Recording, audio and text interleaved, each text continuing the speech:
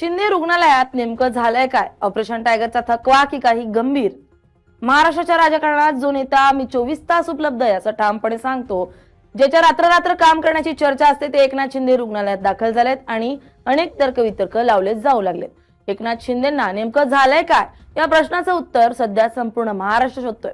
हा ऑपरेशन टायगरचा थकवा आहे की आणखी काही गंभीर आहे, याचा आढावा आपण या व्हिडिओतून घेणार आहोत. नमस्कार, मी स्नेहल चौधरी. आपण पाहत आहात LS मराठी. राज्याचे लोकप्रिय आणि अत्यंत कार्यतत्पर उपमुख्यमंत्री अशी ख्याती असणारे एकनाथ शिंदे यांची प्रकृती अचानक बिघडल्यामुळे त्यांना ठाण्यातील सुप्रसिद्ध आणि अद्ययावत अशा ज्युपिटर रुग्णालयात तातडीनं उपचारासाठी दाखल करण्यात आलं. गेल्या अनेक महिन्यांपासून संपूर्ण महाराष्ट्र राज्यामध्ये सुरू असलेल्या वेगवान, अनपेक्षित आणि वादळी राजकीय घडामोडी, नुकतेच पार पडलेले विधिमंडळाचे अत्यंत महत्त्वाचे पावसाळी अधिवेशन, राज्यातील शासकीय प्रकल्पांचे मॅरेथॉन दौरे, जनतेच्या थेट गाठीभेटी आणि त्यातच भर म्हणून अत्यंत कमी वेळेत लागोपाठ झालेल्या दिल्लीच्या राजकीय वाऱ्यांमुळे त्यांच्या शरीरावर कमालीचा आणि असह्य असा ताण पडला होता. 24 तास सातत्यानं जनतेच्या सेवेत, राजकीय व्यूहरचनेत कार्यरत राहण्याच्या त्यांच्या अनोख्या कार्यपद्धतीमुळे आणि प्रचंड धावपळीमुळे अखेर त्यांच्या शरीरानं त्यांना साथ देणं थांबवलंय. त्यानंतर त्यांना प्रचंड थकवा, तीव्र ताप आणि कमालीचा अशक्तपणा जाणवू लागलाय. काही नाही, फक्त धावपळ असते त्यांची. ते इतकी धावपळ करतात, त्यामुळे डॉक्टर म्हटले थोडीशी विश्रांती घ्या, याच्यापेक्षा दुसरं काय नाही. साहेबांचं एकूणच आयुष्य हे इतकं असते की लोकांना समर्पित अशा पद्धतीची भावना त्यांची असते. त्यामुळे थोडासा नेहमीच्या एकूणच कामकाजामुळे जरा आजारी आहेत तर विश्रांती घ्या, अशा पद्धतीचा सल्ला आहे. पण त्यांचा स्वभाव असा आहे की ते विश्रांती सुद्धा घेत नाहीत. त्यामुळे डॉक्टर म्हटले कधीतरी जरा थांबा, एखादा दिवस हॉस्पिटलमध्ये थांबला तर निश्चितपणानं थोडासा आराम मिळाला तर अजून ऊर्जा घेऊन काम करा, अशा पद्धतीचं काम. केंद्राच्या विस्ताराची चर्चा आहे. श्रीरंग बारणे यांचं नाव पुढे येत आहे. ते स्वतःही म्हणतात की साहेब मला न्याय देतील.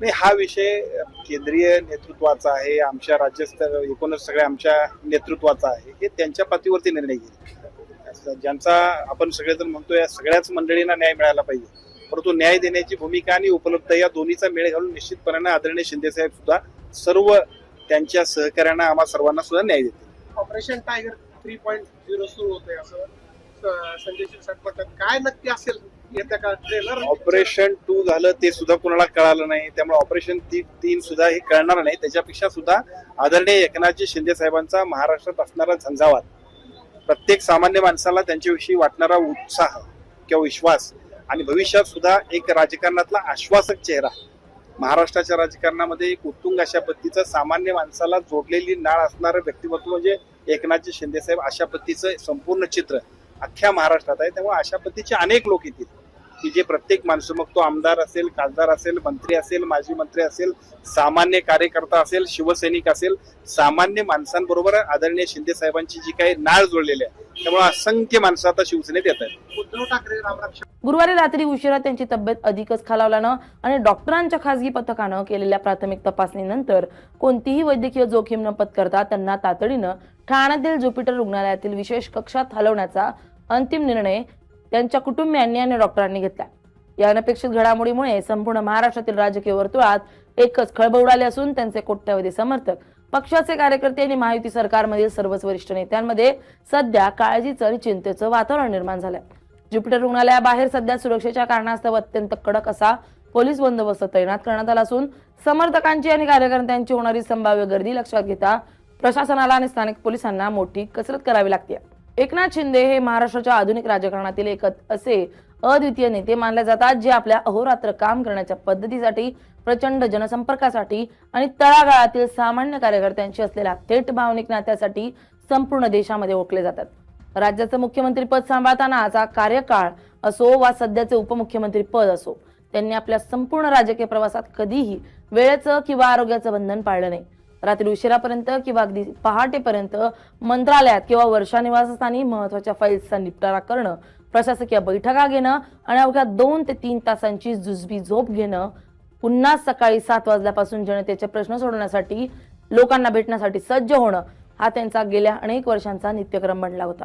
मात्र गेल्या काही आठवड्यांपासून राज्यातील राजकीय समीकरण बदलताना असताना आणि आगामी अत्यंत महत्वाच्या निवडणुकांच्या पार्श्वभूमीवर त्यांच्यावरील कामाचा आणि मानसिक ताण कमालीचा वाढलाय.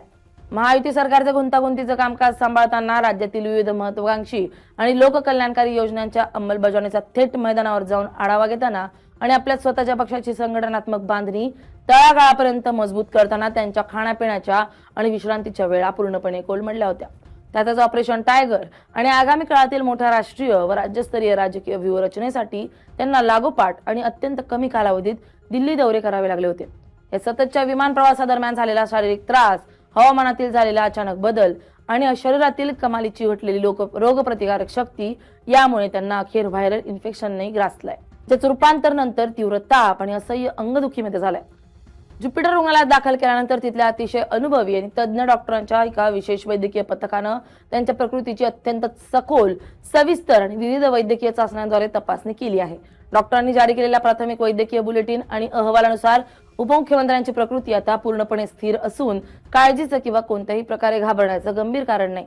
हा सर्व शारीरिक त्रास केवळ अतिशय जास्त प्रमाणात झालेला शारीरिक आणि मानसिक ताण, वेळेवर न झालेलं जेवण, आहारातील अनियमितता आणि दीर्घकाळापासून अपूर्ण राहिलेली झोप या मुख्य कारणांमुळे उद्भवलाय.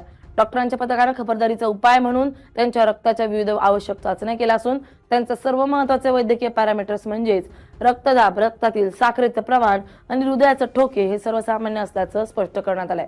मात्र सततच्या धावपळीमुळे शरीरातील पाण्याचं प्रमाण कमालीचं कमी झालं होतं आणि अशक्तपणा अत्यंत जास्त आल्यामुळे डॉक्टरांनी त्यांना सलाईनद्वारे आवश्यक ती जीवनसत्व आणि औषधं देण्यास सुरुवात केली आहे. डॉक्टरांच्या मुख्य पथकानं अत्यंत स्पष्ट आणि कडक शब्दात उपमुख्यमंत्र्यांना आणि त्यांच्या जवळच्या कुटुंबियांना सुनावलंय की त्यांना सध्या कोणत्याही औषधोपचारांपेक्षा सक्तीच्या, कडक आणि शांत विश्रांतीची नितांत गरज आहे.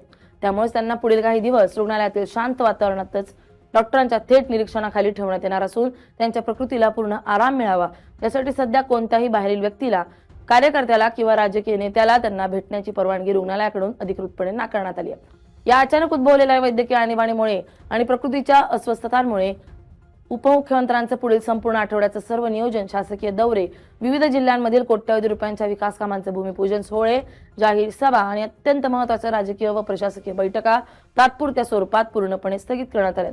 एकनाथ शिंदे रुग्णालयात दाखल झाल्याचं हे वृत्त वाऱ्यासारखं संपूर्ण महाराष्ट्रात आणि सोशल मीडियात माध्यमांवर पसरताच त्यांच्या लाखो चाहत्यांनी, समर्थकांनी आणि पक्षाच्या कार्यकर्त्यांनी त्यांच्या आरोग्यासाठी देव पाण्यात ठेवून प्रार्थना करण्यास सुरुवात केली आहे.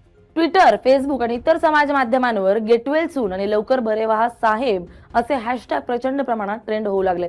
महायुतीमधील सर्व प्रमुख वरिष्ठ नेत्यांनी, मुख्यमंत्री आणि इतर मंत्र्यांनी तसेच विरोधी पक्षातील अनेक वरिष्ठ नेत्यांनीही दूरध्वनीवरून त्यांच्या कुटुंबियांशी आणि ज्युपिटर रुग्णालयाच्या प्रशासनाशी संपर्क साधून त्यांच्या प्रकृतीची अत्यंत आपुलकीनं विचारपूस केली आहे. राज्याचं महत्त्वाचं प्रशासकीय कामकाज यामुळे विस्कळीत होऊ नये आणि जनतेची कामं थांबू नयेत म्हणून त्यांच्या कार्यालयातील वरिष्ठ IAS अधिकाऱ्यांनी आणि सचिवांनी महत्त्वाच्या फाईल्स आणि तातडीचे निर्णय प्रक्रिया तात्पुरत्या स्वरूपात इतर सक्षम मंत्र्यांकडे किंवा मुख्यमंत्र्यांच्या थेट मार्गदर्शनानं पुढे नेण्याची पूर्वतयारी सुरू केली आहे. संपूर्ण महाराष्ट्राचं लक्ष आता ज्युपिटर रुग्णालयाकडून वेळोवेळी येणाऱ्या पुढील अधिकृत वैद्यकीय बुलेटिनकडे आणि डॉक्टरांच्या विधानाकडे लागून राहिलं असून उपमुख्यमंत्री एकनाथ शिंदे या आजारपणातून अत्यंत वेगानं आणि पूर्णपणे बरे होऊन पुन्हा एकदा त्याच अफाट ऊर्जेनं आणि ताकदीनं जनतेच्या सेवेत आणि महाराष्ट्राच्या राजकीय मैदानावर सक्रिय व्हावेत अशीच प्रार्थना त्यांचे कार्यकर्ते करतायत. Bureau report, LS Marathi.